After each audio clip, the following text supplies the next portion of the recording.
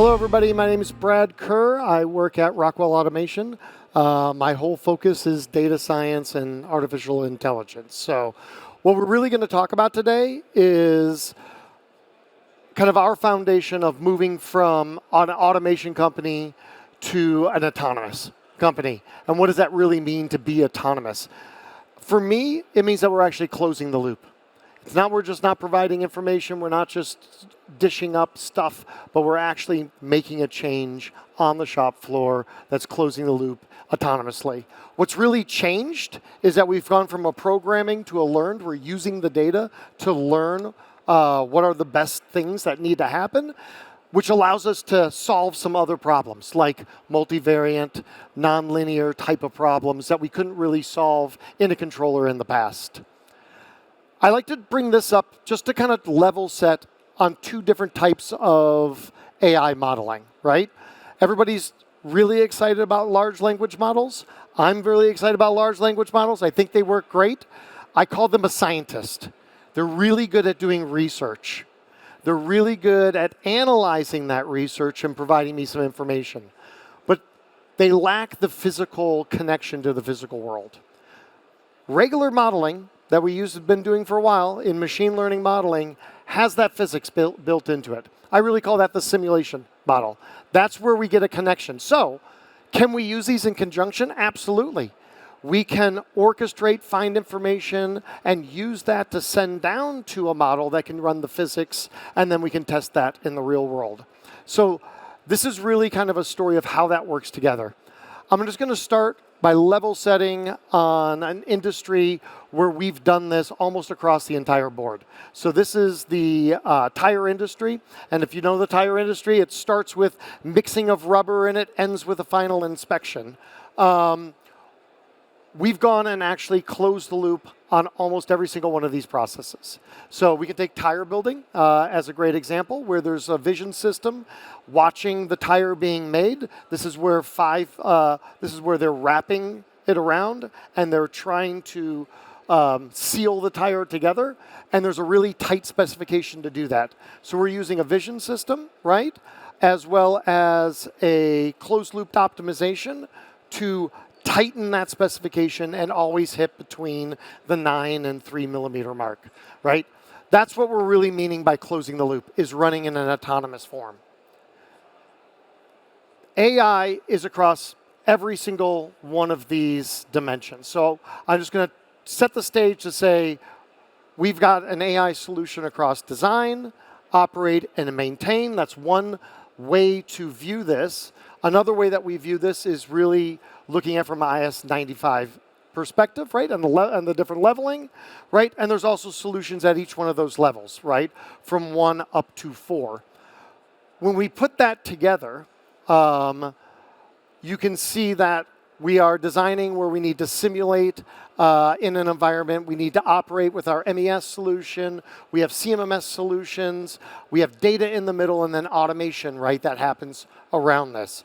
Rockwell actually provides a solution in each one of these categories, and our philosophy is to embed the artificial intelligence into the actual applications for the end user.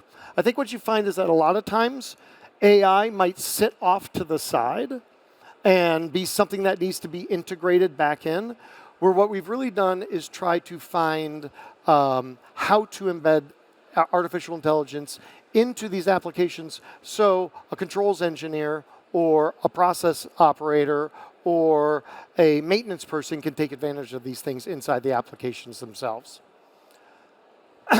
For us, these run anywhere from on the edge to in the cloud. So that data platform that you're seeing in the middle, right? We've got over 100 connectors, right, to any type of PLC sensors that you could imagine, right, that would be there. Those can be sent directly into the edge, where we would run the operation and close the loop, or they can send up to the cloud, where we can run different types of use cases based on the different type of people that were there. So I'd like to talk a little bit about that and in the DataMosaix layer, running on the AWS cloud. This is our ability to bring in IT, OT, ET, engineering type data, and contextualize that. Why do we want to start here? That's the real question. And we want to start here because this makes all the data science stuff that we're going to do later way easier. By contextualizing our data first and providing that contextualization, let's say, to a large language model, it fires those things up and gives it the context that it actually needs. So we're using artificial intelligence as we connect that data together to build that knowledge graph. Think of a knowledge graph as I have an asset, and an asset's located in a site, and an asset has got these components associated with it, and it's got this time series data associated with it, and it's got this product manual associated with it. It's basically building that graph of around your data. Once I have this, now out of the box I can do trending and 3D modeling, as well as signing up for everything I'm going to do from a data science perspective. I'm sure you guys have seen tons and tons around GenAI, right? And using large language models. But what ends up happening is we put a large language model on top of this semantic data layer. We provide it with all of the context, and that's what literally lights up the chat bot and allows you to chat with it. So this type of system can run on the edge for an operator, or it can run in the cloud. So we really put that in the right place based on the persona of who's doing it. Think of this as the ability to, and I like to think of this kind of in 3 stages. First one is a trigger. I need something to trigger me that what's going on. Usually something physical happening in the world. An anomaly is happening. I've predicted something.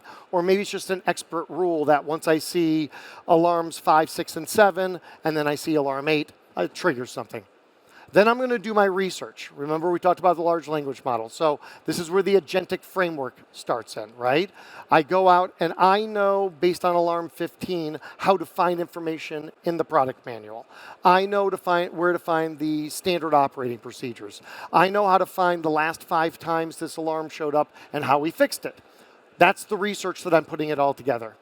After I bring it all together, right, I'm going to do root cause analysis. So we have another agent that does root cause analysis. It analyzes all that data. It comes up with a troubleshooting guide, and it also prioritizes that troubleshooting guide as to where it thinks you should start, right?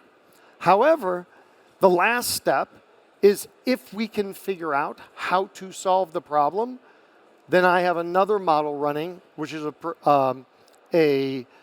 another physics-based model to figure out what the best answer and optimized solution is, and send that back to the PLC to actually change the set point the same way an operator would go change the set point. So, do I have to do all of those? No, but you have every single one of those pieces to put together to build out a solution. What we're really talking about is these LLMs are great at grabbing data, whether or not it's streaming data directly off the site, or whether or not it's maybe manuals that I have outside of there. But they need help in the reasoning and the verification, right? So it's kind of the best of both worlds, is how do we harness the dynamic expressiveness of a large language model, but then we ensure that the deterministic piece of it is still there from closed loop perspective. I threw this up as a bunch of different, this is a very busy slide, so you take some time to read it, right? But it's just a bunch of use cases that actually use this type of agentic framework, right? It's all the same underneath the cover agents that we're using. It's just how we're assembling those into a workflow. So it could be I am on the line right now, something pops up, and I need to go and react to it, right? So we would install that on an edge device on the line and allow somebody to interact and do all the research for them. What's the ROI there is quicker time to resolution of whatever the problem is. It could be that I'm a manager and I'm doing my shift planning, and I want to go and see that has somebody really taken care of the alarm that they jumped 5 5 days ago, right? So I can see this alarm's fired 64 times in the last 5 days, and the system actually in the agentic workflow automatically goes and tells the line manager that this has happened, and then starts tracking to see if it's been resolved. Or maybe I'm a maintenance professional, and I'm getting notified that an anomaly is occurring, and I want to then gather all the information so I can go out and check what that is. All the same types of agents underneath the covers that are being assembled into different workflows. So this was that sort of same thing in a closed-loop maintenance model where I am looking at the health of the asset. I'm applying all sorts of rules, whether they're condition-based monitoring rules, machine learning rules for predicting. I can automatically generate my work orders inside the solution and then find all those digital instructions that I need. So I'm using all of that is my large language model to do that, right? And then I push that through root cause, recommendation, and any changes that I want to make. And those go back into my standard operating procedures. We did this for a $15 billion food and beverage manufacturer to really just decide to figure out where's the value in this type of, and what we found are 4 major buckets for this customer. One was there's a bunch of information buried inside of their SAP work orders that wasn't being used. So we used our system to extract all of the free-form notes and contextualize those free-form notes so they could be turned into information. By just doing that, we estimated that we reduced a full-time equivalent by about 55% on them trying to do this research themselves. The other thing that we worked on is they had a lot of spare parts. We used a large language model, and for about 70% of the inventory that they were holding on drives, we could go out and find inside the manual the specifications on this. So we understood how much wattage you used, how many terminals they had, and then we could match that and say, this item number, even though it's not the exact item number that is the replacement, could be used as a replacement, and we could reduce their inventory on it. We also went through and found out whether or not they were doing PMs at the right frequency. What we were able to discover is doing a PM in a lot of the times did not result in less downtime. We did that through data. So we were able to change the PM frequency, right, to save money. And then we set up anomaly detection on their drives. We understood how the signatures of how the motors and the pumps that they had inside this would fail. We saved about 10% of unplanned downtime based on just detecting that anomaly early. If we look at a closed loop solution, actually making the decision, this is where we're doing a digital twin and modeling. So we're taking historical data and using that as a model combined with the physics that's actually happening in the system to create a hybrid model. That's our inference that we're doing on the edge. So as the states of the environment are coming through, we're then making a prediction. If you think about like a filling line, we might be making a prediction of what the weight of that bottle is coming off a nozzle.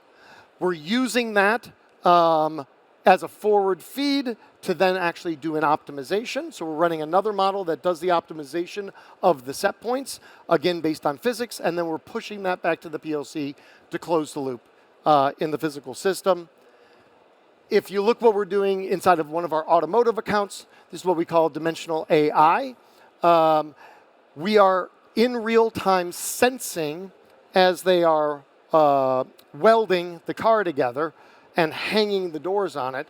We're sensing what the flush and the gap is between those different panels. So you're seeing how close they are and if they're lining up together. What we actually can do then is predict downstream, way further down to when the car gets more things hung on it and where those are going to fall. And so we're predicting now what the flush and the gap's going to be after body in white, after they're done with final assembly. And then we're pushing. So the first thing we did is in an open loop control, we sent it back to the operator and we said, hey, here's what you need to shim in this environment. And now we're actually closing the loop automatically by sending those set points right back to the shims inside the welding operations. So that's what closed loop control is for us. Just wanted to say thank you very much.